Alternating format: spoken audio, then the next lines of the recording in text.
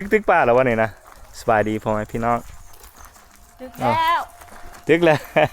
ตึกแล้วให้ลาบปลาเคยกินบ่โอ้แม่ลาบซุกบ่ซุกกินนะ ซุกตัวสังกิสบายดีไม่สบายดีแม่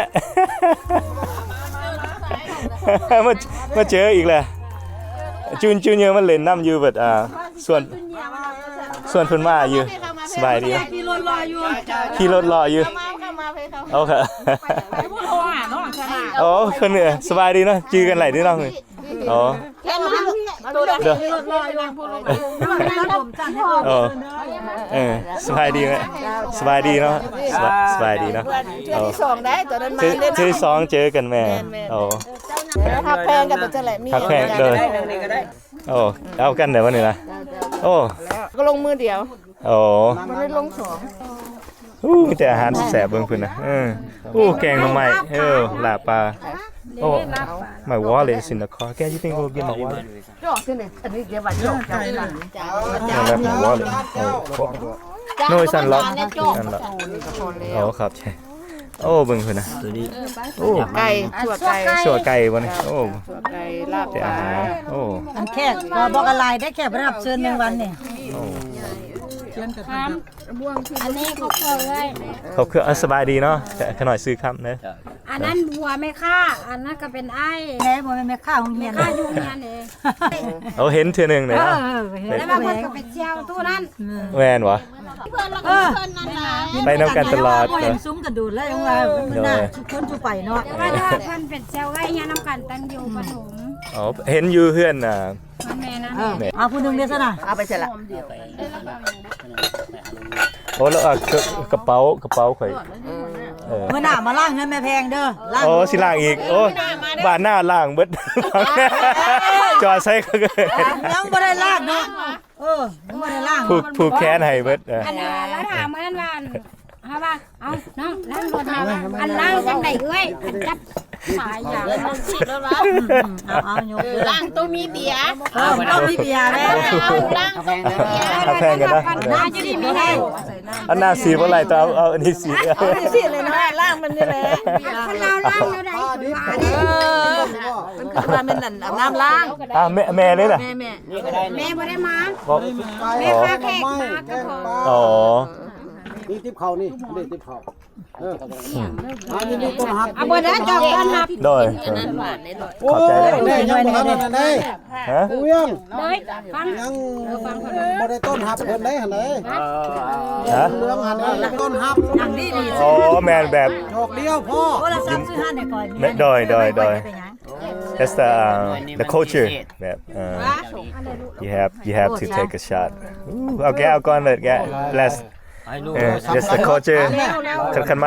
มาเมืองลาวตรงไหนกินแบบนี้ก็บ่เคยกินเหล้าบ่มากินเหล้าก็จำเป็นแล้วน้ำผึ้งเรื่องนี่มันขี้มินขึ้นแล้วก็เครือเข้าฮ้อเราบ่ทุกคนเด้อเอาแต่ว่าคนไม่กีฬาได้กินจอกเดียวนี่ได้เพราะว่าขั้นไปมันซื่อนะเจ้าสิไปหลายแนวโอเค welcome ยากแล้วเนาะบ่นี่ใส่คนไทยอย่าได้ความเด้อนี่ใส่คนไทยนางหัวโตหายใจเนี่ยน้อแหงเนาะเลยพ่อแม่พี่น้องเด้อบ่เกี่ยวกันชื่อแม่แหงบ่ได้ถือคือคนไทยเนาะแหงอย่าได้เอาเหล้าเฮาบ่ยิงต้อนรับคืนใจเจ้านั่งหัวโตหันแม่นจังได๋เดี๋ยวเอาไว้เพื่อยิงคนงามนี่นะ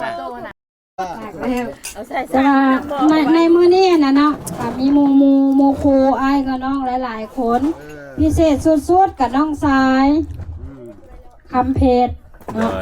เพิ่นก็ได้มาเยี่ยมยามพ่อแม่นักเรียนกับเอ้ยเวียงโดยมากินข้าวซุ้มกันมาสิซะเนาะโดยก็ขอขอบใจทางเจ้าภาพเด้อหมดทุกผู้ทุกคนทางเอ้ยนนเอ้ยแพงเอ้ยแหงหลายๆคนโดยขอให้เจ้าภาพจงเจริญมีความสุขความเจริญสุขภาพแข็งแรงปราศจากโรคภัยไข้เจ็บมีเงินใช้หลายๆสิ่งสำคัญนี่ใส่คนลาวเฮาอยู่ใส่กับความหักความแพงต้องมาก่อนมาไอ้เนาะโดย อบใจข้าพเจ้ากะเว้าน้อยๆแต่ว่ามีหน้านาอย่างเลิกเซิงเนาะโดยฉะนั้นแล้วสิมอบไม้นี้ให้ทางครอบครัวเพิ่นมีคำคิดคำเห็นคือแนวใดเนาะโดยขอบใจ ผัวเสี่ยวคือผัวเฮาแหละ เจ้าน้องข้าพเจ้าก็รู้สึกเป็นเกียรติภาคภูมิใจว่าทางครอบครัว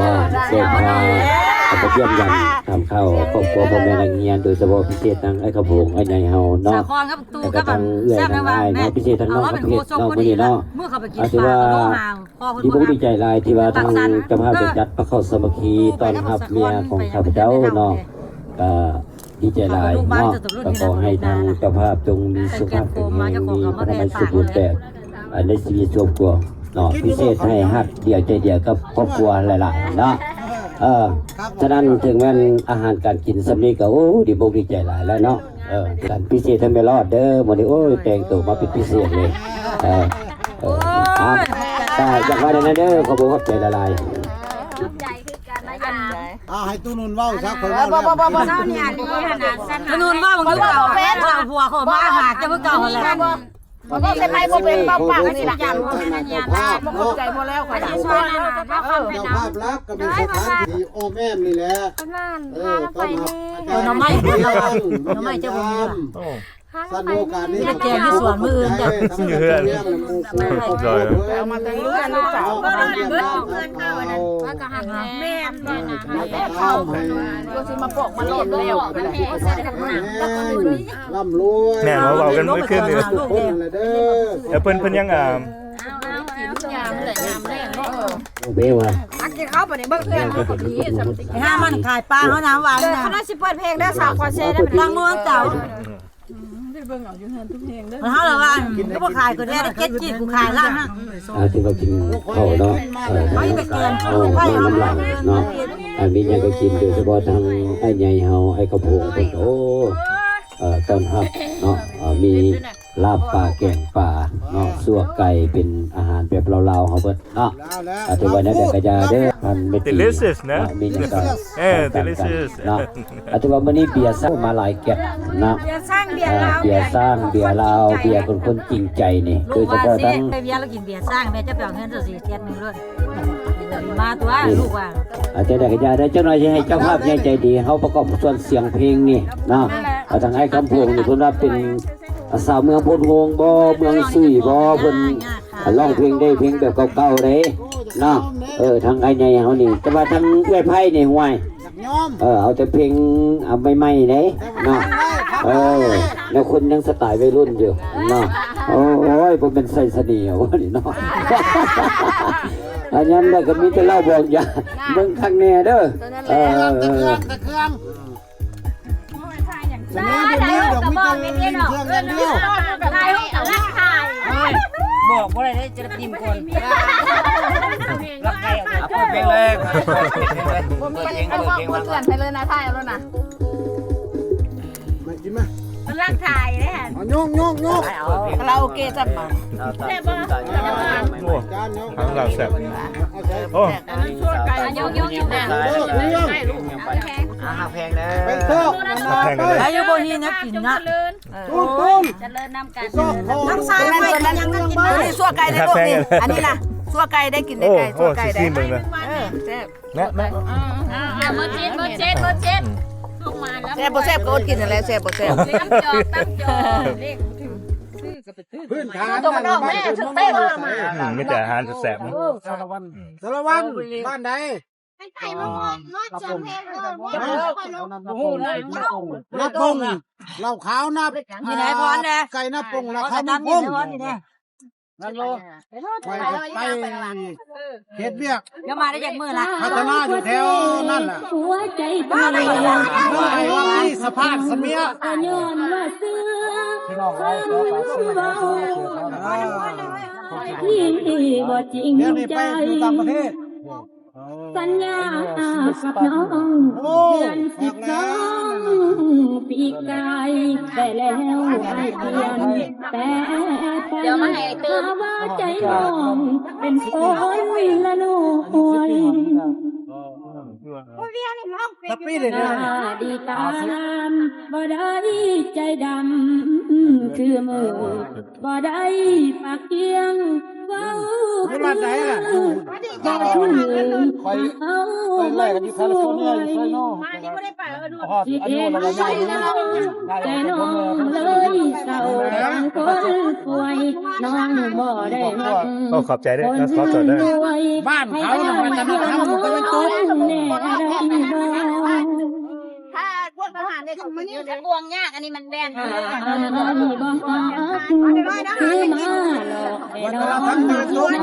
เอาบวงตัวนี้ตัวนั้นมันแบน เขา อ๋อขอบใจด้วย น้ำมูลน้ำมังสัญญาไว้ลูกไม่บอก โอ้ขอบใจด้วยนะ แต่ว่ามันก็บ่ดี ให้บ่ พ่อแม่ลูกก็พ่อ จะมา พัก คุย ลี่นะ กัน พ่อแม่เนาะต้องได้ เรื่ เช็ อ ค ง แค่ ตอง ไปกลายเป็นคน จะ จะ รั รั บบ ไม่ออกนี่พัด ที่ล้างตลอด อ๋อ สุดท้ายใจเป็นไปเฮ็ดแนวแต่นี้ก็เอาอย่างนั้นกับเก่าเนาะเราต้องบ่ให้อยากจะให้ใจแปลงเสื้อคนดู พ่อแม่พี่ไปเบิ่งกันเขามีลูกเคยเบิ่งแม่น ไหวแจ้งไปบุรุษ เขาต้องผสมผสาน ค่อยอยากจะทำบ่ล่ะ จริงเนาะเข้าเชื่อเด้ระวังนะตะเวนออกกับตะเวนตกเขาสิเป็นเอาตะเวนตกละลากก็บ่ถือกับเฮาเขาสิเอาตะเวนออกหลายมันก็บ่เหมาะกับสภาพเศรษฐกิจแม่นบ่เขาต้องผสมผสาน คือมาหลอกให้น้องให้คนเฮ็ดให้น้อง เบิ่งเลย คิดในหัวใจ คันต่างประเทศนี่เขาสิโซ่กันตามสิสองสามเดือนเขาต้องไปหาได้เขาลากลังเบียร์มาเนาะพยาบาลมาเบิ่งไม่บอกเขาเป็นลูกเขาต้องมี เดี๋ยวไปเฮ็ดแนวแต่นี้ต่อไปพอแล้วสายปีนสาย They say you have to take it. They gonna force you to. If you don't take it, they force you to. That's how they do it in Laos. นี่ก็พอ อยากเป็นเพื่อน ปัญญานี่ปัญญา ผู้สาวได้นี่ผู้สาวได้ จะเป็นลูกเคยพันบ่ฮะเนี่ยเอาไปเมกาเด้อ เป็นลูกไผ่ในอายอีกคน อันนี้ลูกสาวเอ้ย No. สาวหลาเด้ เฮ้ยไม่ลูกเคยไม่เท่า คนเดียวคนเดียวนะ มีลูกสาวให้ลูกเคยเท่าหรอไม่เท่าแม่เป็นเรื่องเขาอยากได้ไง อันนี้มีแต่ผู้สิงเนี่ย โมเมนไม่เพียงว่า อันนี้กับผู้สาวมือสองแต่ว่าไม่ลูกเคยซะว่าให้พวกเราว่า ทันเลยเนาะ เป็นเรื่องเอาลูกสาวแม่อยู่เรือนคุณนอตัวเอง ก็บ่สมควรนะสิแม่เนาะเจ้าคันแม่นั่นลูกบ่มักลูกสาวเด้สันมักไม่เท่ามึงเป็นจังได๋ แม่เขาซึ่งก็บอกว่า มาขอ มาลูกชายมักไม่เท่าก็ไม่เท่าเนี่ย เขาได้ไปไอ้เด้อ บ่นำเสนสิ่งใดที่มันดีแต่มันเหมาะกับสภาพเศรษฐกิจสังคมเฮาเองนะเขาไม่ใช่เนาะไม่บ้าเขาว่าถือบ่ถือบูเขาว่าแอปพลาย เคยแต่อันดับหัวใจวันยืนยันเอาไว้ต่อได้แรงใจให้ไปแน่นอน ขอเวลา บ่ได้ลงกัน ไม่ได้ลงมาอย่างเรือต่างคนต่างไป เจ้าภาพ นวล แม่เท่าที่ซ่าเลย ต้องแต่จะอยู่นั้นดี อันนี้ ใจ เจ้า จัง ภาพ เลย แม่เท่าสุขสันต์เมื่อวานนี้แม่เท่าสุขสันต์ไปหับเครื่องเลยโอ้ยคอยว่า เสียใจรักษาเอาไว้ในคำสัญญาเคยให้ในแฟนผู้ดีนะ เจ้ามาเฮือนเลยเจ้าบ่ให้ลูกอยู่เฮียนนี่โอ้ย มากินได้หลายแบบ เจ้าแล้วไม่จะให้เขาเล่นโทรศัพท์เลย เคยแต่บอก ให้เธอให้ได้นี่ให้เธอไป ยกเขาดอหัวมวนหักแพงกันอ้าวพี่พิซซ่า วันละไหน พิซซ่า Padio. บ่ได้ปัญญาเด้อ วันนนวันนี้น้องไหม เอามาให้ข้าวน้อยๆแห้ง Oh, in there, no man. ขอบใจแสกมา ขอบคุณน้องหน้าตาดีนี่น้องเอ้ยบ่ โอ้ทำไมล่ะน้องหน้าตีเด็กตาดีรอน้องก็เลือกไอ้สัตว์นี่นี่นางใส่บ่ได้ต้องใส่บ่ได้ปัจจุบันนี้ต้องใส่คน3ล้านเลือกได้ผู้เดียวนี่เนาะน่าจะจะบอกพี่ว่าจังได๋แม่นแล้วว่าแต่แม่นแล้วเดี๋ยวนี้ต้องละหมอไปพี่เจ้าว่าใส่เสื้อว่าน้องบอกถ้าอย่างนี้ไม่ได้จะมาบ่อยเรียนว่าถามว่าที่จะมาข่อยบอลบ่มึงก็ได้ข่อยได้มันนี่หัวต้องถามว่าหัวต้องถามว่าจะมักข่อยบอลบอลละตอนเจ้ากันเนาะมึงก็บ่มักเหมือนนี่ทั้งนี้ได้ข่อยได้มันนี่เราเป็นข่อยแม่มันสำคัญที่ใจนะอายุบ่แม่นบ่เพียงตัวเลขเลยที่ใจลูกไทยใต้นี่ใจเกินร้อยเด้คนไทยใจใจเกินดอกคนไทยใจดีเด้ออุ่นขอฟังเพลงนี้ก่อนนะแล้วนุ่นเอาเมื่อปักจันจะไปเอาไปตาข้างหลังแล้วอันก็ตามมาข้างหลังเนาะว่ามวนแล้วเป็นอ้อนแล้วอยู่เนาะนุ่นนะว่ารักอะไรนะคนเรียกว่ารู้สึกเป็นอะไรยาวนั่นเนาะดีนะที่เป็นผู้หญิงผู้นั้นจะพักจังเป็นขออาศัยพักพิงเรียนไว้รู้อาจลงกลิ้งเอาเลยว่าแม่ขอชิมมือรถเถอะแล้วนุ่นผู้เลี้ยงที่ดื้อกันนะผู้เลี้ยงเนี่ยเป็นกุหลาบประดับใจผู้ใดทิ้งเหลือแต่หมอนเอาไว้ยิ้มละรอทางปลา ลูกสาวที่โอ้ได้ขนมอะไรครับ ไอ้พวกเอ้ยเจ้าหน่อยน้องสิประกอบความเป็นลำเสด็จพวนวรคำเด้อเสด็จพวนสัญญาบอกเก่าบอกเก่าต้องลองกันหนีบ่พ้นให้เราลองกันสั่งให้ใจหาย เอาน้องบนน้องไปให้ใครของน้องปล่อยให้ของน้อง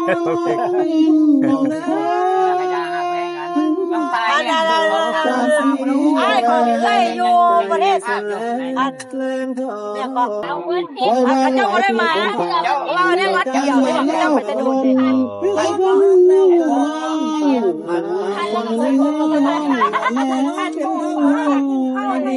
แล้วก็เจ้าไปแต่น้อยๆพุ่นเนาะแล้วก็ได้มาลูกให้แล้วอาจจะว่าเขาบอกขอบใจน้ำเจ้าภาพใหญ่ใจดีเขาเด้อโดยเฉพาะทางเอื้อนพันกับไอ้พงนี่โอ้ยซื้อก็คือกันดิโอ้ยแกไอ้กับพงเอื้อนพันเนี่ยแม่ไงจะไปจ่อมาเปลี่ยนลูกจะได้ไปมันไงอาจจะได้กินจะประกอบกันเป็นเสียงร้องเขาเลยจ่อมันไงเด้เปลี่ยนตัวนั้นเด้เปลี่ยนไอ้พงเปลี่ยนกินที่เนาะกินอะไรกับโบเบิร์ตเปลี่ยนอะไรกับเมาเลยต้องเสมอพลาดนะเป็นเส้นเขาคนอะไรจะพลาดบอจ่อคอยมันหัวนะ